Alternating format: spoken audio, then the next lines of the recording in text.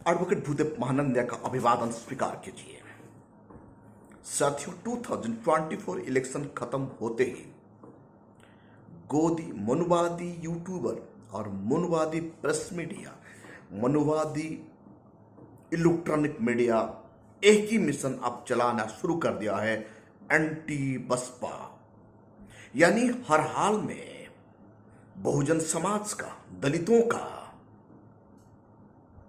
Voiceless people का national leader को खत्म करना, क्योंकि बड़ा लीडर को खत्म कर देने से बहुजन समाज का लोगों को सड़क में भीख मांगने के लिए मजबूर करने के लिए इजी होता है। जब बहुजन समाज का नेशनल लीडर को फिनिश कर देने से छोटे मोटे लीडर घुटने पर आ जाते हैं। ये बात भलीभांति जानते हैं, अच्छे तरह जानते हैं मनुवादी लोग। इसलिए अब लाम बंद होकर हर कोई पॉलिटिकल पार्टी, हर कोई मनुवादी पॉलिटिकल पार्टी का एक ही मिशन है, मिशन एंटी बसपा। इन लोगों का मिशन एक हो गया है। जितने भी यूट्यूबर देखिए, चाहे पुण्य प्रसन्न वाजपेयी जी, अभिषेक शर्मा जी, हर कोई, रविश कुमार जी, रविश पांडे जी, हर कोई गोदी मीडिया, हर कोई मनुवादी यूट्यूबर बसपा का पीछे लग गए हैं। अब इनको दलितों का चिंता आ रहा है। बसपा को फिनिश करके ही दम लेने की, साथ में बैठने की रणनीति शुरू हो गया है। बहुजन समाज को यह बात समझ जाना बहुत जरूरी है। बड़े दलित लीडर बनना 100 साल के बाद एक बनता है। बाबा साहेब अंबेडकर के बाद 50-60 साल हम लोगों को बैठना पड़ा, टॉर्चर सहना पड़ा। हमारा पूर्वजों का गलती के वजह से बाबा साहेब अकेला पड़ गए थे और अपने दम पर उन्होंने लड़े थे, मनुवादियों को टक्कर दिए थे और संविधान सभा में आपका अधिकार को सुरक्षित कर पाए। बाबा साहेब के देहांत के बाद 50-60 साल तक ना जाने कितने टॉर्चर, कितने एट्रोसिटी,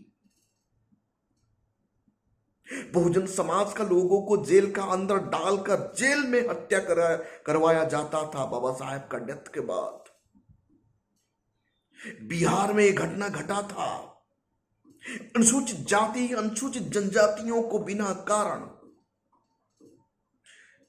अरेस्ट करके जेल का अंदर डालो और उनका आंख फोड़ डालो।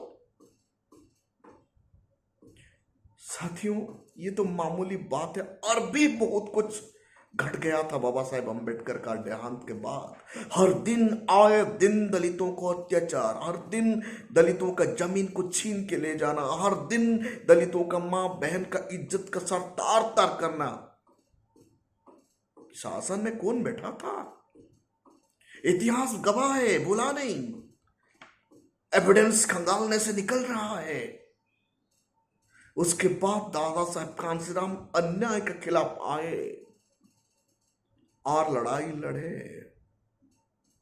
और आज बहन मायावती जी लड़ रहे हैं। मनुवादी पार्टी को, मनुवादी मीडिया को और मनुवादी यूट्यूबर एक ही नैरेटिव गढ़ रहा है। वो नैरेटिव ये है, बहन जी के कारण बीजेपी आज पावर में है। ये बात मुझे हजम नहीं हो रहा है। शेर जब भी लड़ता है अकेला लड़ता है। आप लोग ये मत सोचिए बसपा खत्म हो गया है। हाथी घायल हुआ है। हाथी अब घायल हुआ है, वो मरा नहीं है। वो कमबैक करेगा, मजबूती का साथ कमबैक करेगा। ये बात मनुवादी लोग जानते हैं, गोदी मीडिया जानता है।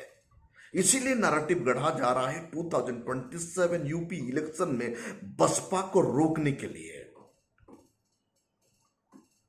पूरा ताकत झोंक दिए थे मनुवादियों ने। बसपा को वोट परसेंट में 0 पर लाने के लिए। फिर भी बहुजन समाज आज भी 10% वोट और डट कर बसपा का साथ खड़ा हुआ है। यही डर सता रहा है मनवादियों को, कब कैसा ये हाथी करवट लेगा, सबको डर है। जब तक बहन मायावती जिंदा है तब तक बहुजन समाज सुरक्षित है। इसलिए मनवादी ये चाहते हैं बसपा को, बहन मायावती जी को, उनका सेंस पर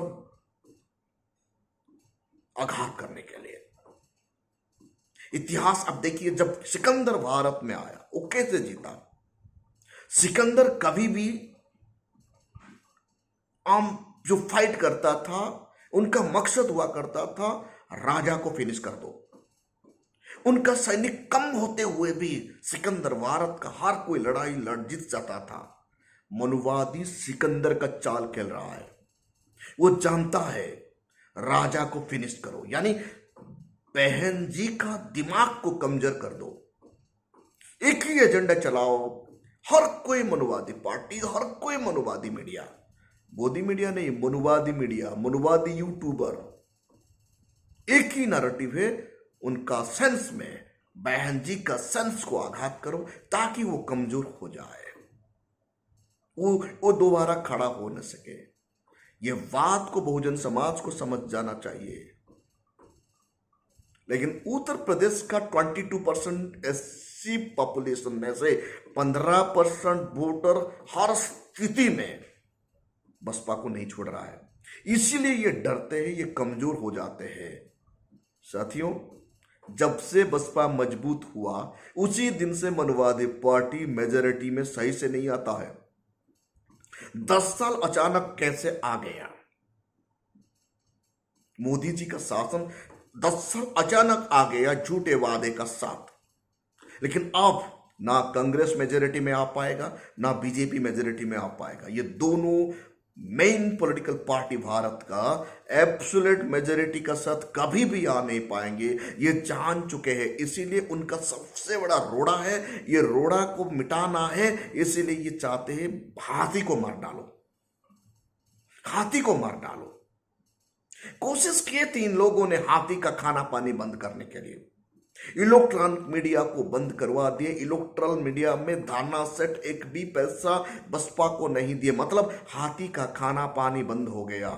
ये सोचे थे हाथी मर जाएगा और जानबूझकर इलेक्शन को महंगा कर दिया गया ताकि हाथी भूखा प्यास मर जाए। हाथी मरता नहीं, क्योंकि हाथी अपना मजबूती का साथ अपना खाना ढूंढना जानता है।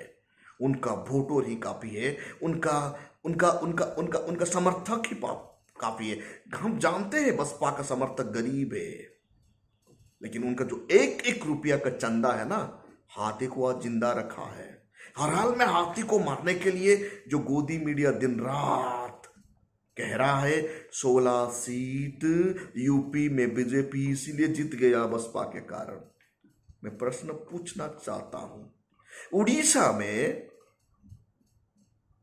बीजेपी क्यों जीता जानते हैं आप लोग? उड़ीसा में बीजेपी 20 सीट क्यों जीता? कांग्रेस के कारण। कांग्रेस ही बीजेपी का बी टीम है। कांग्रेस उड़ीसा में नवीन पटनायक के साथ गठबंधन करके लड़ता तो बीजेपी हार जाता। ये बात गोदी मीडिया नहीं बताएगा, ये बात गोदी यूट्यूबर नहीं बताएंगे आपको। उड़ीसा में लगभग मैक्सिमम जगह पर बीजू जनता दल ने बहुत कम वोट से हारा है। क्यों? क्योंकि वो वोट को डिस्टर्ब कर दिया कांग्रेस ने। हर जगह में कांग्रेस ने वो वोट को डिस्टर्ब कर दिया, इसीलिए यहां बीजेपी जीत गया है। असलियत में कांग्रेस ही बीजेपी का बी टीम है। और ये भी बात कभी गोदी मीडिया आपको नहीं बताएगा। कांग्रेस भारत में और 9 स्टेट में हारा है। पंजाब में कांग्रेस आम आदमी का साथ गठबंधन नहीं किया, इसीलिए पंजाब में भी इन दोनों का चेहरा सामने आता है, आम आदमी पार्टी और कांग्रेस का। पश्चिम बंगाल में ममता बनर्जी और कांग्रेस का गठबंधन नहीं हुआ। वहां होता तो बीजेपी वहां खाता खुल नहीं पाता। तो ये बी टीम नहीं तो और क्या है?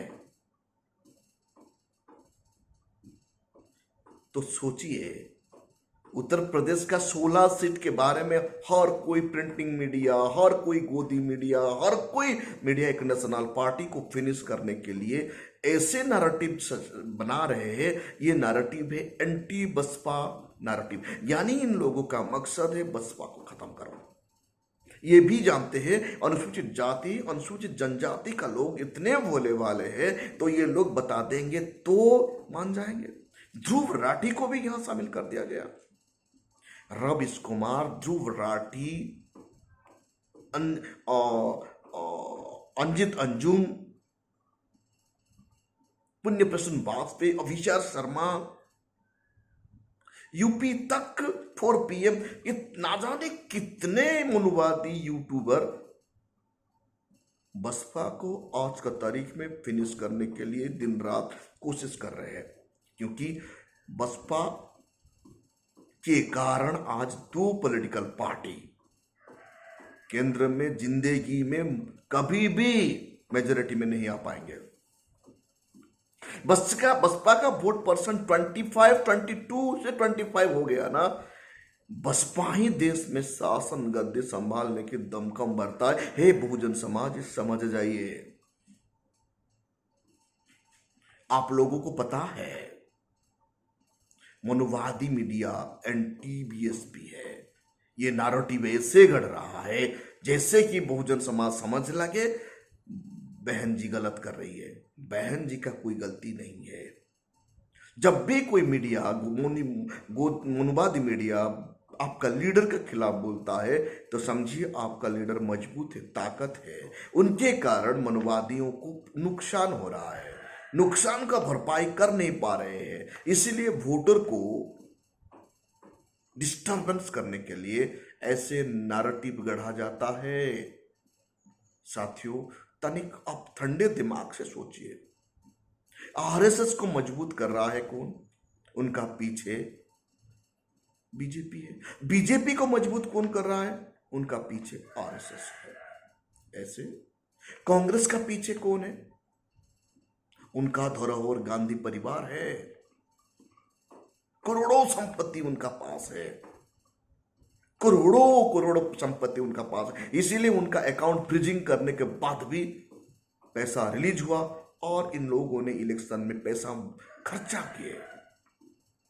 ऐसे ही दलित बहुजन पार्टी बसपा का पीछे कौन है?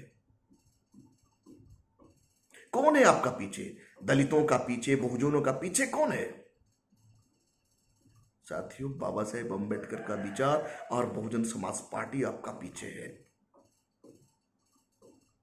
आपको वो सुरक्षा दे रहा है। ये बात मनुवादी जानते हैं, आप लोग समझ नहीं पा रहे हैं। इसीलिए आप बसपा को काट रहे हैं। अब काट देंगे तो आपको धूप से बचाने के लिए छाई नहीं मिलेगा। साथियों,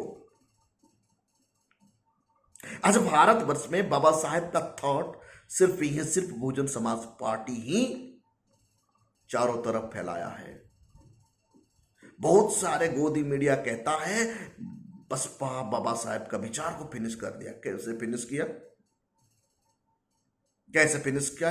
एविडेंस तो दीजिए।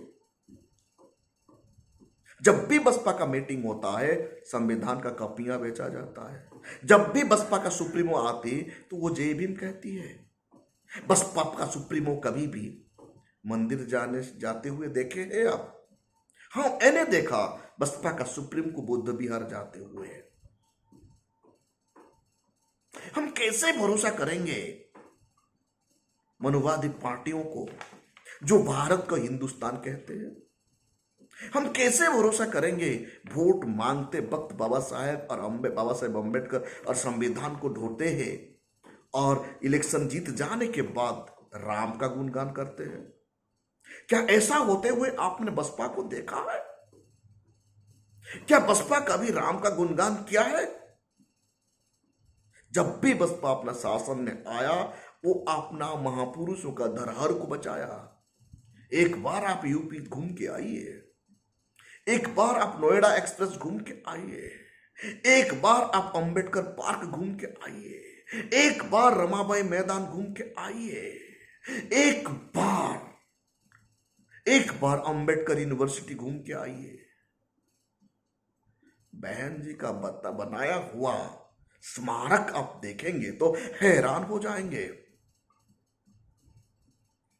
अशोका का पीरियड में जैसा हुआ करता था, बहन जी के शासन का पीरियड में उत्तर प्रदेश में कानून का राज चल रहा था, मतलब संविधान का शासन था। उस वक्त बहुजन समाज सुरक्षित थे। आज कितने असुरक्षित है आपको ये अंदाज नहीं है। सिर्फ 22% वोटर यूपी का यूनाइटेड हो जाने से भारत में भूकंप मच जाता है। भारत का हर स्टेट में जब बहुजन समाज यूनाइटेड हो जाएंगे तो मनुवादी को खड़ा होने के लिए भी साहस हो नहीं पाएंगे, चाहे उनका पास एग्जीक्यूटिव हो, जुडिशियरी हो, जो भी होना क्यों। सिर्फ यूपी यूनाइटेड होने से कितना डरते हैं। पंजाब, हरियाणा, उड़ीसा, तमिलनाडु, मध्य प्रदेश, गुजरात, महाराष्ट्र, बंगाल, छत्तीसगढ़, तेलंगाना, आंध्र प्रदेश, ये स्टेट सब अपने बलबूते पर बसपा का बैनर में खड़ा हो जाएंगे ना, मनुवादी बात करने के लिए डरेगा। संविधान अपने आप इंप्लीमेंट हो जाएगा। एक ही बहुजन समाज पार्टी को डरकर, जो भारत को हिंदुस्तान हिंदुस्तान कहता है, ऐसे व्यक्ति भी अंबेडकर का फोटो और संविधान को ढोए, सर माथे पर लेकर ढो ढो के घूमे। संविधान खतरे में है, वोट डालो मुझे, वोट डालो मुझे। जो पार्टी उत्तर प्रदेश में बाबा साहेब अंबेडकर का पार्क को बंद करवा देता है, बाबा साहेब अंबेडकर का नाम पर बनाया गया स्मारक को क्षति पहुंचाता है, प्रमोशन इन रिजर्वेशन का बिल को फाड़ता है, अखिलेश यादव जी भी बाबा साहेब अंबेडकर का फोटो और संविधान को ढोए। क्यों? किसके लिए? क्योंकि बसपा जिंदा है। हाथी अब जिंदा है, मरा हुआ नहीं है। वो हाथी को देखते ही इनको कांपते हैं। साथियों, अभी भी वक्त है, हाथी मरा हुआ नहीं है, वो सिर्फ घायल हुआ है। एक फिल्म डायलॉग है ना, टाइगर अब जिंदा है, कमबैक करेगा। इनको कमबैक करवाना है। कैसे? ये गोदी मीडिया नहीं, मनुवादी मीडिया, मनुवादी यूट्यूबर, इनकी झांसे में मत आइए, मत आइए। जो व्यक्ति भारत को हिंदुस्तान कहता है, वो कैसे संविधान को सुरक्षा देगा? क्या संविधान इजाजत देता है भारत का हिंदुस्तान कहने के लिए? तनिक आप आज रात मेरे बात सुनने के बाद आर्टिकल 1 पढ़िए, क्या वहां लिखा गया है हिंदुस्तान? साथियों, बिल्कुल नहीं लिखा गया है। जो भारत को हिंदुस्तान कहता है वो संविधान विरोधी ताकत है। बीजेपी अपने आप को खुल्लाम खुल्ला कहता है हम संविधान को बदलेंगे। बीजेपी अपने आप खुल्लाम खुल्ला करता है वो हिंदुत्व का राजनीति करता है, लेकिन कांग्रेस संविधान का राजनीति कर रहा है और जीतने के बाद राम की दया से जीते कहता है। और उनका मुखिया भारत को क्या ना कैसे पुकारता है? हिंदुस्तान। बहुजन समाज, दलित समाज, SC ST OBC, आप लोग थोड़ा आज आर्टिकल 1 पढ़िए।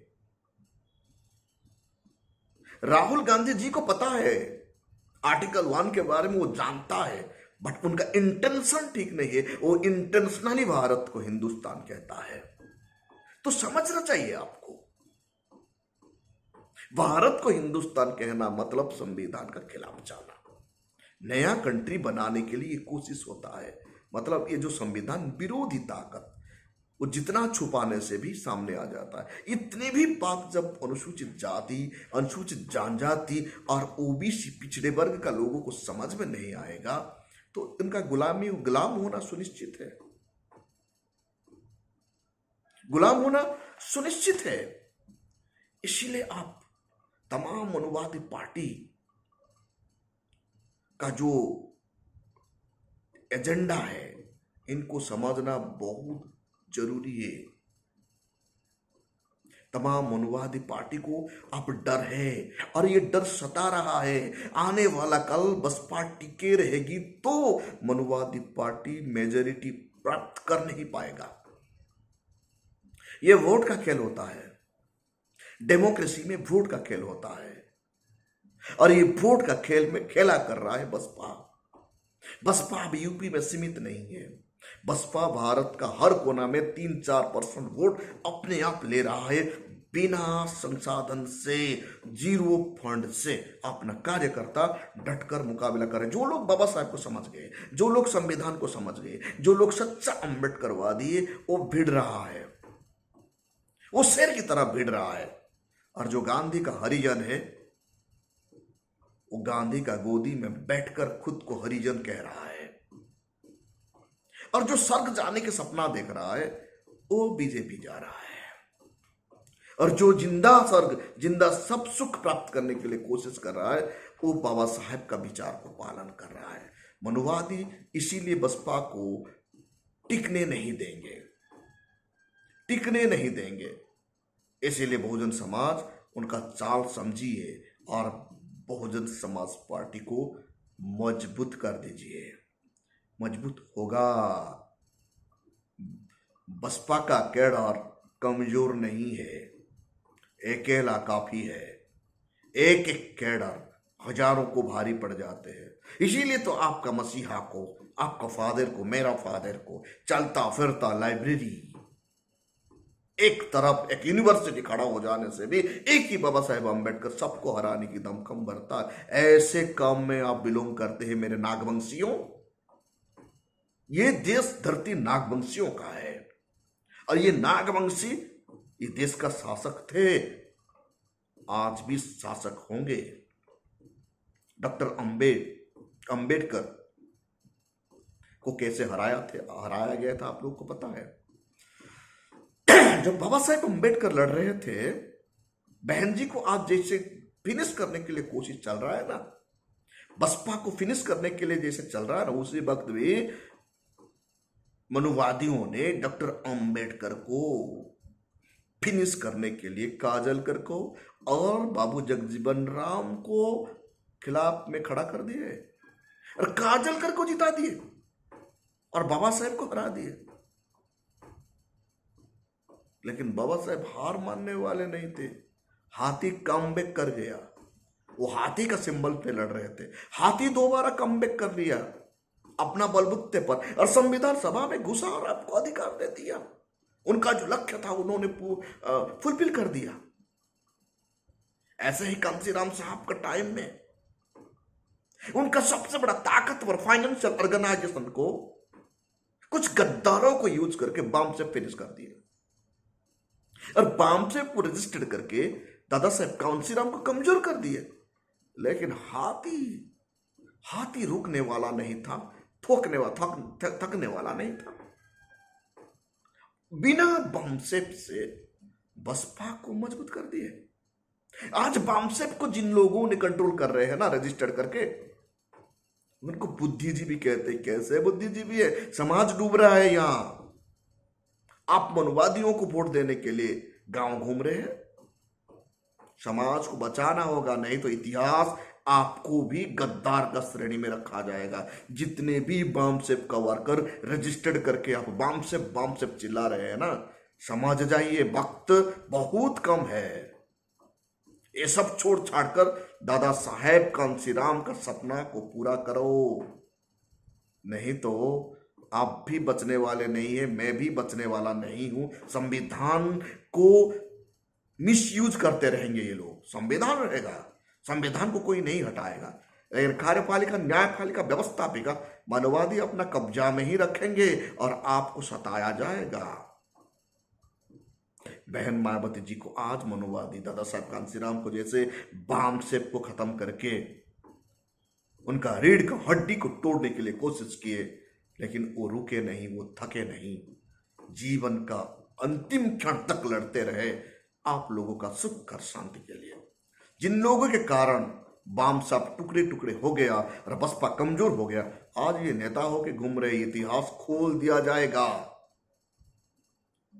आप लोग अपना ही है, इसीलिए हम लोग आप लोग का इतिहास खोलना नहीं चाहते, क्योंकि अपने से लड़ना हमारा कोई आवश्यकता नहीं है। हमारा तो हजारों प्रॉब्लम है, इनको सॉल्व करना एक बुद्धिजीवी का काम होता है। इसीलिए बहन मायावती जी ना कभी आप लोगों का खिलाफ मुंह खोली है ना वो खोलने वाली है, क्योंकि आप अपना ही है। लेकिन आप लोग नासमझ के कारण बसपा के खिलाफ हो रहे हैं। बहन मायावती जी को आज मनुवादी पॉलिटिकल पार्टी, मनुवादी यूट्यूबर, मनुवादी प्रेस रिपोर्टर, मनुवादी मीडिया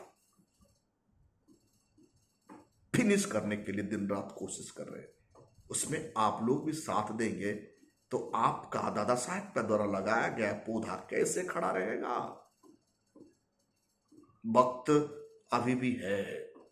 हर कोई बहुजनों को सुधर जाना बहुत जरूरी है। नहीं तो जितने ढोंगी आ रहे हैं ना संविधान बचाने की बात करने के लिए, वो संविधान कभी बचाएंगे ना आने वाला कल बचाएंगे। आपने कभी सुना है कांग्रेस का पार्टी में संविधान के बारे में बताते हुए?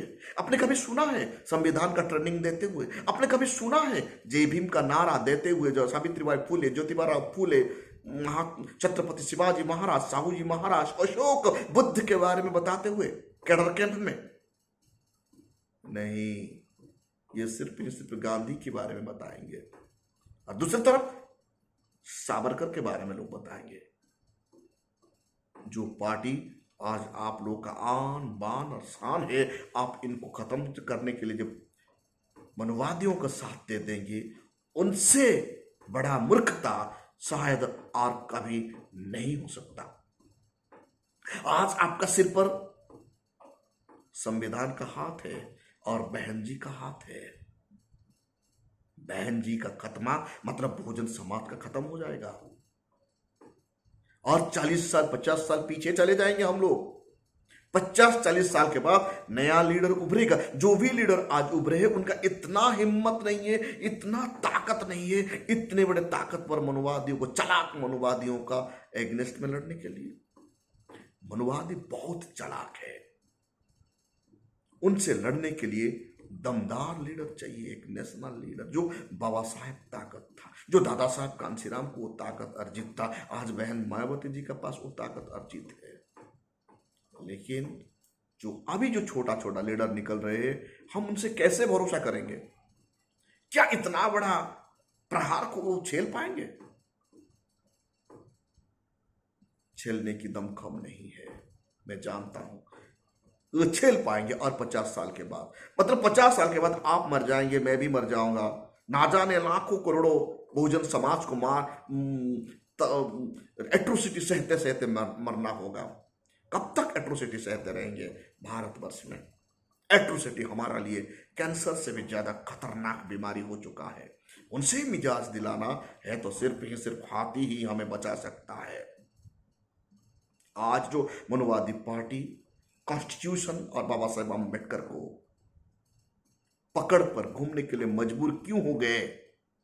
क्योंकि बसपा उन्हें मजबूर कर दिया। क्योंकि सोशल मीडिया में कुछ यूट्यूबर जो अम्बेडकर को ज्यादा प्यार करते हैं, सच्चा यूट्यूबर, सच्चा दलित थिंकर, उनका रिवोल्यूशन, सड़क पर बुद्धिजीवियों का रिवोल्यूशन, बहन मायावती जी का प्लान, प्रोग्राम, एक्शन और मूवमेंट उन्हें मजबूर कर दिया गया कि अम्बेडकर और संविधान को लेकर नहीं घूमेंगे तो ये लोग इलेक्शन हार जाएंगे। नहीं तो ये खुशी से कभी भी बाबा साहब का नाम नहीं लेने वाले हैं। अब भी तो रंग मिल गया ना, इलेक्शन खत्म होते ही राम को थैंक यू देने लगे, मंदिर मंदिर घूमने लगे, बाबा साहब को भूल गए और बाबा साहब का संविधान और फोटो को कहां फेंक दिए। लेकिन बसपा कभी ऐसा नहीं करता। बसपा का हर प्रोग्राम में बाबा साहब का फोटो, भारत का संविधान का कॉपियां बेचा जाता है और उनका विचार को हर घर में पहुंचाया जाता है। इसलिए आपको जो लोग डॉक्टर अंबेडकर के नाम पर वोट मांगने के लिए आ रहे हैं, संविधान के नाम पर दोबारा वोट मांगने के लिए आएंगे, तो पूछिए उन्हें उनका योगदान क्या है। क्यों आज तक जात पात नहीं मिटा?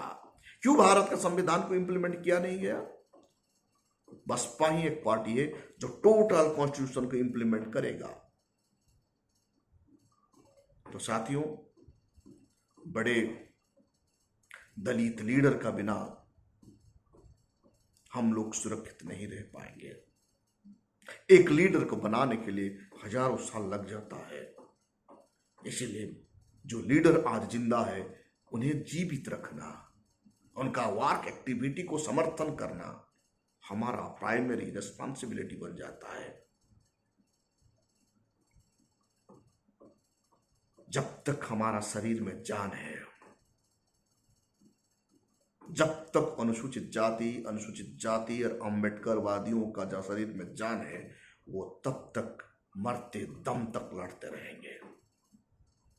हम अपना शरीर में जब तक जान रहेगा तब तक हम लड़ते रहेंगे, लेकिन किसी का बी टीम नहीं बनेंगे। अकेला लड़ने के लिए मंजूर है, लेकिन बी टीम होके जीना अच्छा नहीं है। बसपा किसी का बी टीम नहीं है। वो शेर की तरह दहाड़ता है, शेर की तरह लड़ता है।